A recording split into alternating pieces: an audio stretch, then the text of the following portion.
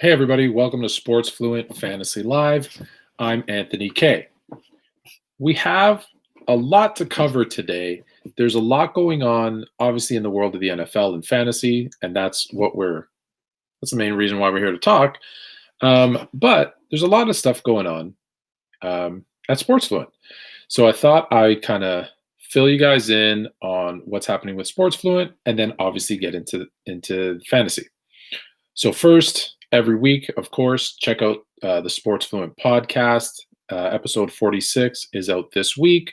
We're talking NBA offseason, making Major League Baseball World Series picks, and a whole lot more. Also, we've added an analytics writer to the team here at Sports Fluent. His name is Malcolm Darnley, and his first article is an interesting one, actually. It's on the 93 Toronto Blue Jays. And for those of you that don't remember, that's the team that beat the Phillies in the World Series. And he writes a great article. It's going to be posted on sportsfluent.com tomorrow, talking about the lineup that was put in by Cito Gaston in those playoffs and how different it would have looked if they used the analytics that a lot of teams use today. So I think it's really interesting. It's kind of a look. And, we're calling that segment Analytics MD. And Malcolm's going to be putting an analytical spin on all types of things in sports, be it history, news. So the first one, like I said, is on that 93 Jays. The next one, one that's really near and dear to my heart, is going to be an article about the Jordan versus LeBron debate. But we're also going to tie in Kobe and Kareem and some others. So that's kind of coming up in kind of the universe of Sports Fluent. And another one that I'm really excited about, kicking off October 31st. So on Halloween night, we're going to start a new thing called Sports Fluent Conspiracies. So we're going to go through all the biggest conspiracies in sports. And we've got some insights. We've already got some insiders who are giving us kind of the dirt on some of those conspiracies and why some of them might actually be true. So look forward for those things all coming up soon. So with all that being said, let's kick in this week in fantasy football.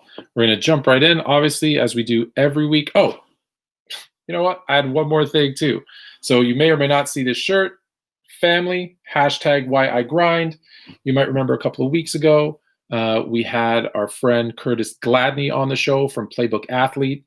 It's a company that works with high school athletes to kind of promote them on social media so that they can be discovered by universities for scholarships. So obviously the top 100 in basketball, football tend to get discovered anyways. But what Playbook does is help those other ones with a kind of social media presence so that they can be discovered by some of these recruiters and coaches as well. And one of the things that Curtis started after starting Playbook was this movement called Why I Grind. And it's really about, why you wake up in the morning, why you grind, why you do your things every day and who you do them for. And they were kind enough to send me this, family, because that's why I grind. So make sure to go to playbook.store and don't just order a t-shirt, although order a t-shirt, but send them in your stories and always use the hashtag #WhyIGrind and tell them why you grind. Okay, so that's enough about all that other stuff. Now let's jump into the fantasy. We've got our starts at quarterback like we start every week. And we're going to start with one that might surprise you because it surprised me when I started to do the research and started looking into it. And it's Matt Ryan of the Atlanta Falcons. Yes, that Matt Ryan. Playing against, it's a good matchup this week against Detroit. And it seems that every time a coach gets fired, a team tends to pick things up a little bit, right? We saw it from Houston when they fired Bill O'Brien, and we saw it with the Atlanta Falcons now that they fired Dan Quinn. They're going to be on a 2 or 3 game kind of high. It's a good matchup. Julio Jones kind of, if he's healthy, looked like his old self again. Obviously, they got Calvin Ridley. So it's a nice matchup, and it's one of those, if you got him and you need to start him because your quarterback's on a bye here or something, a good start is to look at Matt Ryan. The next one, and this one's one typically you might shy away from Ben Roethlisberger on the road, but he's got a good matchup in Tennessee coming off a bye. Look for Pittsburgh to have a big game Ben Roethlisberger to have a big game in Tennessee. To our quarterback sits, this is going to be a tough matchup, I think, for every quarterback this year. But Gardner Minshew against the Los Angeles Chargers is going to have a tough week. So if you've got someone else, go ahead and start them and sit Gardner Minshew. This one also, so in the same game as that Ben Roethlisberger game, that Pittsburgh Tennessee game is Ryan Tannehill. I know what you're saying. They've been playing phenomenal. He's been throwing the ball all over the yard, and he looks good. Tough matchup against Pittsburgh this week. They're going to put a lot of pressure on Tannehill. I think they're going to rely on Derrick Henry again. So look for Tannehill to have a step backwards this week from his results last week. To my sleeper, this is a deep sleeper. I think Carson Wentz is going to come out and have a really nice game. If you're in need, or if you're one that streams quarterbacks, can have a really nice game against the Giants this year. He may not have, now this is dependent on some of these things happening, right? He doesn't have Miles Sanders. He doesn't have Zach Ertz this week. And so they're going to rely, but he does have Deshaun Jackson and Lane Johnson. And not that Boston Scott isn't going to have a nice game out of the backfield, but I think you're going to see them throw the ball a lot this week against the Giants. So look for Carson Wentz if you're looking for kind of a sneaky sleeper pick. Carson Wentz. So we're going to stick with quarterbacks when we go to our first question. And the first question is it? I thought about adding him too. So is it worth adding Tua?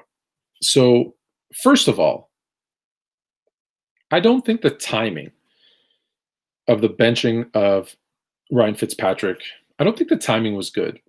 At 3-3, I get it, but the Dolphins look good. Fitzpatrick looked like he was in a bit of a rhythm. And listen, I don't feel bad for Fitzpatrick. He's made like $71 million in his career. He's okay, but I know that he wants to play. And when you're playing well, it's tough to get benched really for, in his eyes, I'm sure there's no reason. So I don't know what's been happening kind of behind closed doors in practices, those types of things. But it's just an odd time because typically, Fitzpatrick has those bad games where he throws a few picks, where he doesn't, and that would be the time I would say, hey, let's give Tua a shot and put him in there. I think, is it worth, so to answer the question, is it worth adding him? Yeah, if you're in a super flex, if you're in a 2 QB league,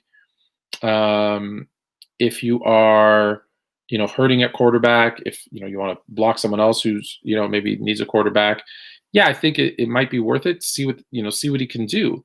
He might come out like gangbusters, right? We know he has weapons. Fitzpatrick's done well with him. So okay, yeah. So I'd say he'd be worth a pickup, I guess. In some of those different scenarios.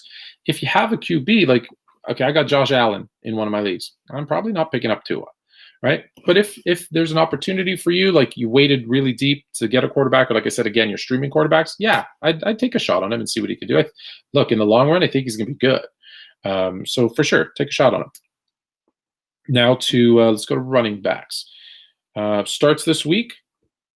And this one hurts because I really, I know he's been hurt a lot, but I was really hoping Leonard Fournette would really get a chance to shine with the Bucs. But again, it looks like he's going to be hurt again this week.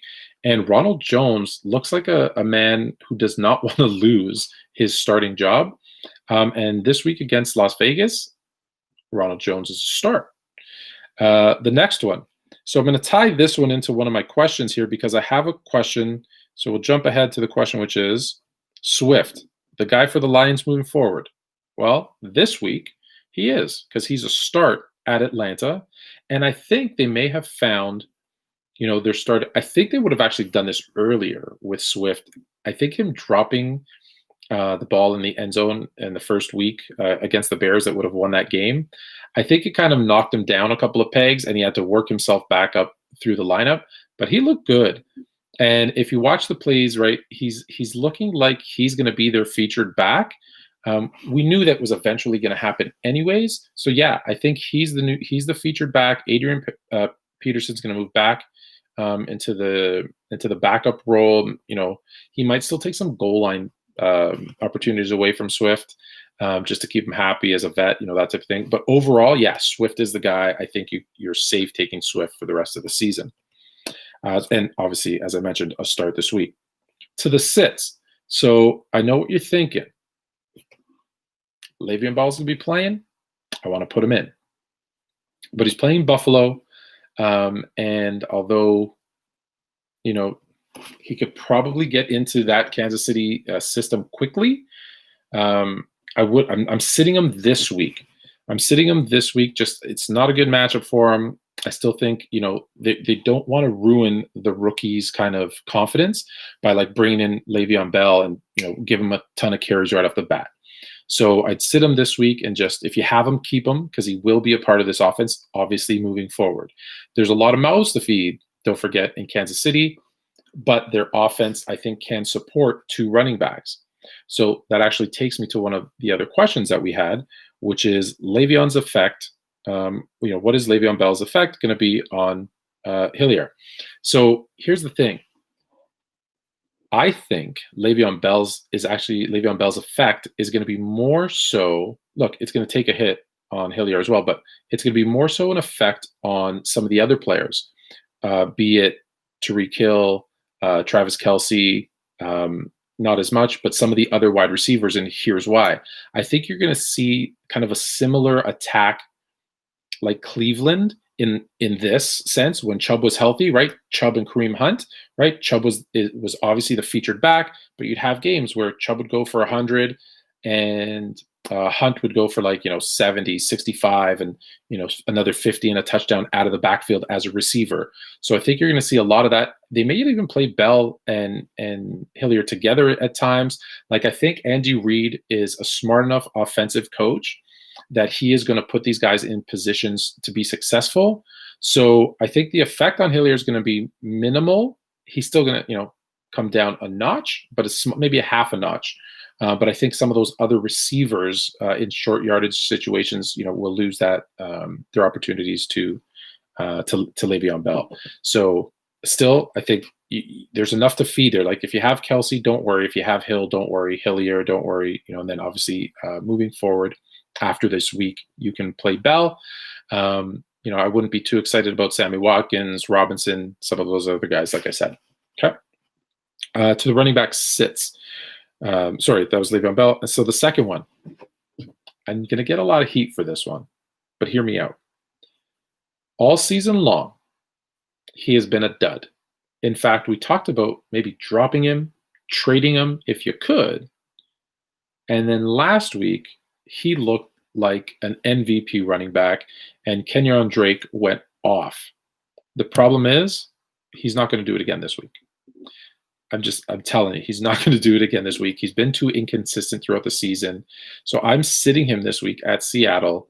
And in fact, I'm going to take me right into my sleeper, Chase Edmonds, right? It's going to be one of those contrarian plays where it's, hey, Kenyon Drake had this big week. He's the man. He's back. And then you're going to put him in your lineup, and then Chase Edmonds is going to be the guy.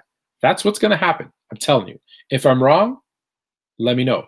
But when I'm right, I want you to let me know as well. Okay, so let's see. Another question. This one's an easy one. I love easy questions.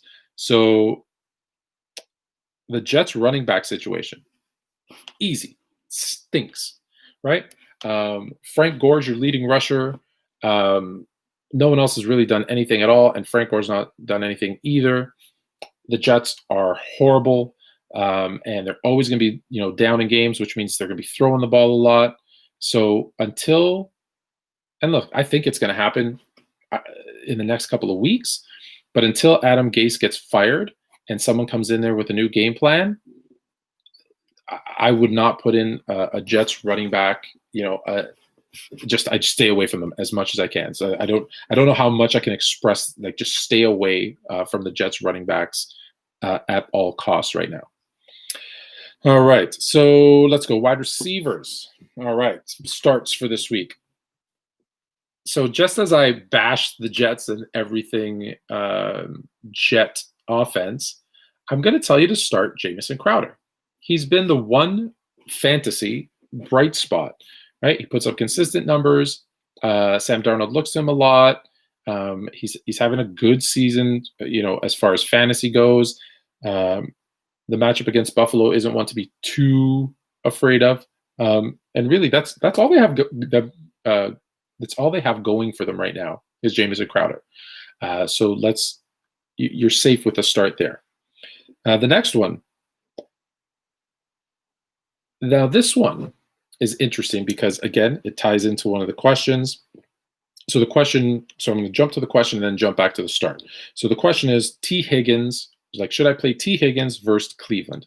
The answer is yes. You should play any and all of the Cincinnati Bengal wide receivers, including my start this week, which is Tyler Boyd.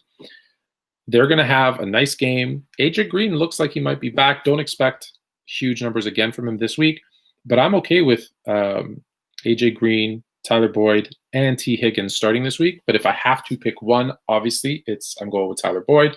He's a start this week against Cleveland. To the sits. And if you listen to the podcast, episode 46, available on all platforms, Apple, Google, Spotify, etc. Episode 46, we talk about the good, the bad, and the ugly in the NFL week 6. And this week's ugly, no surprise to anyone who watches football, was the Dallas Cowboys offense. It was ugly. And because of that, look, I think they're going to bounce back a little bit. Dalton isn't as bad as he looked that week.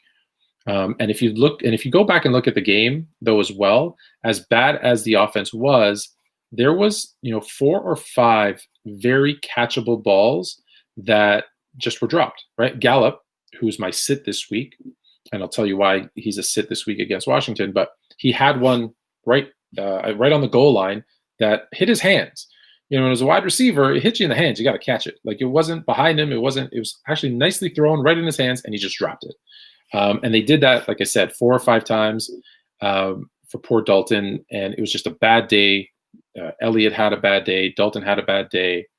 Obviously, you're going to hear the rumblings and about the coaches weren't prepared. I said it when they made the hire of Mike McCarthy. Terrible hire for the Cowboys. I think that team has way too much talent not to kind of get back into some kind of rhythm offensively. But I don't think it's going to be one where they spread the ball around like Dak did, right? Like if you look at the passing leaders, I think Dak is still, after missing a game and a half, I think he's still the passing leader, if not top 2, and he missed a game and a half. So look, Dalton's not that guy. He's good, but he's not Dak. So why I say sit Gallup is I think he's the one that gets hurt the most. I think he's going to look, obviously we saw him looking for his tight end a lot in his first game, kind of as his safety blanket, but he's going to get the ball to Cooper. He's going to get the ball to CeeDee Lamb. And I think Gallup's the one that takes the hit here in that kind of new look Cowboys offense and kind of let's see what adjustments they make moving forward. The next one. So this is another one where you're going to say, really? Yeah, really. Cooper Kupp versus the Bears. So they haven't been giving up a lot of fantasy points to wide receivers. I think you're going to see a low-scoring game. And because of that, Cooper Kupp, which you normally would start, is going to be a sit this week against the Bears. And, is this guy a sleeper? Well, we're not talking much about him, but we should. So I wanted to put him in here because he didn't quite make my starts, but he's definitely a sleeper to look for. Robbie Anderson at New Orleans, I think is going to have a nice game as well. So if you have a slot or if you have Robbie Anderson, give him a go, I think. So let's jump right down to, let's see if there's any more questions here. Here we go. Stick with wide receivers. So Darius Slayton versus Philly, Hasty versus New England, Mike Williams versus Jacksonville. And you got to pick one for your flex. Okay. So I like Hasty. I really like Williams. The only problem with Williams is when Keenan Allen is healthy, and I think he's going to play this week. Right? Keenan Allen is going to get obviously most of the receptions. So I actually have it between Williams and Slayton, but I think Slayton versus the Philly, that Philly defense, I think you're going to see a nice game from Darius Slayton. He's, again, one of those ones that's kind of up and down. I think this is going to be an up week. an up week for Darius Slayton. So between the three, I'm going Slayton. And just because I know who asked this question, I will point out when I tell you to play Darius Slayton this week in your flex, play Darius Slayton, because you didn't listen to me last week when I told you to play Trey Burton as your tight end, and you almost lost. I saw that you won, but you almost lost your week. But had you played Trey Burton, it would have not have been a question. So listen to me this week when I'm telling you. All right, so to our tight ends. Our starts this week, speaking of that Los Angeles Chargers game, we're going Hunter Henry versus Jacksonville. It's a nice matchup. He's going to have a nice game. And to someone I picked up on the waiver wire a couple of weeks ago, and I'm quite happy that I did, Robert Tonyan. I don't know why I always say his name right. The Green Bay Packer tight end against Houston this week. He's going to have a nice game as well.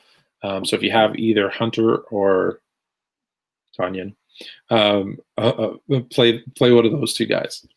To the sits though, and this one is mostly because of the matchup, right? So New Orleans is taking on Carolina. Carolina has given up the 5th fewest points to tight ends, and I think Michael Thomas might be back.